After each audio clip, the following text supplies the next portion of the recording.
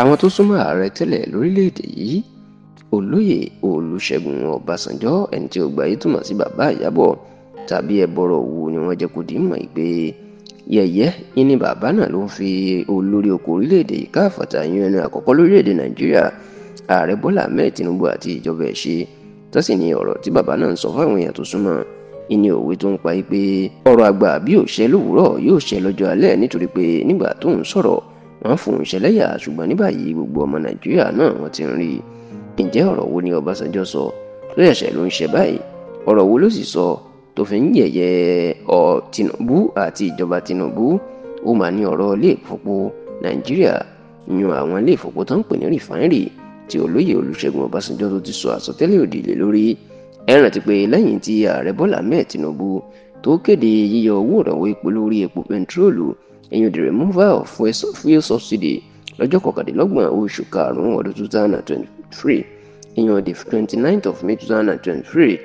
tó sì jẹ́ kó di mọ̀ pé òun yóò ṣe ìtàwọn ilé ìfọpo Nàìjíríà tí ó bẹ̀rẹ̀ iṣẹ́ ní ìparí ọdún 2023 ṣùgbọ́n tí olóyè Olúṣẹ́gun Ọbásanjọ́ jáde síta pé ẹ̀tànjẹ ni Tinubu ń tan ọmọ Nàìjíríà ó ní ilé ìfọpo Nàìjíríà kankan ò lè ṣiṣẹ́ mọ́ láíláí ó ní gbogbo àṣírí tó ń fà á táwọn ilé ìfọpo náà tí ò fi ṣiṣẹ́ nínú òun ti rí lásìkò tó ń wà nípò ààrẹ lọ́dún 1999 sọ́dún 2007 tó sì ní gbogbo ẹ̀ tí Tinubu ń sọ wípé ilé ìfọpo náà yóò ṣiṣẹ́ ẹ̀tànjẹ òṣèlú ni. níṣẹ́ lọ́pọ̀ àwọn olólùfẹ́ àti alátìlẹyìn Tinubu náà ń sọ̀rọ̀ sí bàbá Ìyábọ̀ wípé àgbà tí ò fẹ́ nǹkan rere fún Nàìjíríà ni wọ́n ní bóun ò bá rí nǹkan ṣe túmọ̀ sí pé ẹni tó wà lẹ́yìn ò ní rí ṣe ni ọ̀rọ̀ burúkú ni wọ́n sọ sí bàbá náà tó ń sọ pé àsọtẹ́lẹ̀ burúkú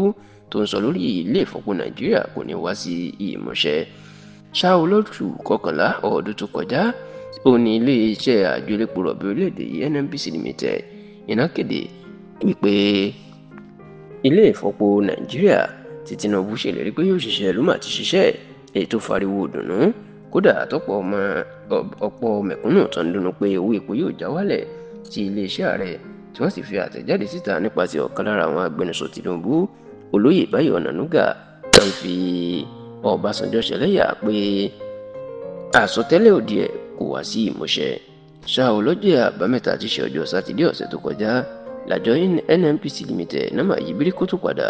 tá a kéde wípé àwọn yóò ti ilé ìfọpo Port Harcourt pa nítorí pé kò tíì ṣiṣẹ́ ó sì nílò àwọn àtúnṣe kan níṣe ni ẹnu ya àwọn èèyàn táwọn èèyàn sì rántí ọ̀rọ̀ Ọbásanjọ́ tó ń sọ pé àṣòótọ́ ni bàbá náà ń sọ tí wọ́n sì ní níṣe ni Ọbásanjọ́ ṣe ẹlẹ́yà látìgbà tí àjọ NNPC ti ṣe ìkéde lọ́jọ́ sátidé ọ̀sẹ̀ tó kọjá wọ́n ní rẹ̀ ẹlẹ́yà yẹ̀yẹ́ ló ń fi Tinubu ṣe tó sì ń sọ fáwọn tó súnmọ́ pàápàá àwọn tọ́jọ́ ń tọpọ́n ayò wípé ṣe bóun wí ọ̀rọ̀ àgbà bí ò ṣẹ lówùúrọ̀ yóò ṣẹ lọ́jọ́ alẹ́.